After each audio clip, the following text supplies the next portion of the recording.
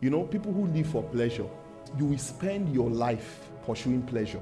Whereas life is much more than that. In fact, the Bible says they that live for pleasure are dead while they live. He was talking to believers. See, she that lives for pleasure is dead while she lives. Because if your life is about pleasure, your pleasure, you will miss the will of God. The devil will use that pursuit to get you out of God's will. So it says, but be wise by understanding the will of the Lord. So your goal should be to seek to understand the will of the Lord. Brethren, you are the one who think that it was a coincidence. There is no coincidence in your life.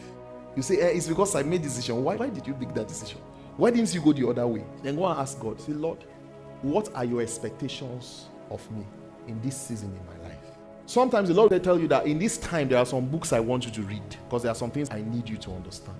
There are some sermons I want you to listen to. What are your expectations of me in this season of my life? Sometimes he will say, this person, this colleague in the office, I want you to be praying for this person. Keep praying for them until they are saved. And if you were not there, if you didn't obey, if you didn't pray for them, they might not have been saved.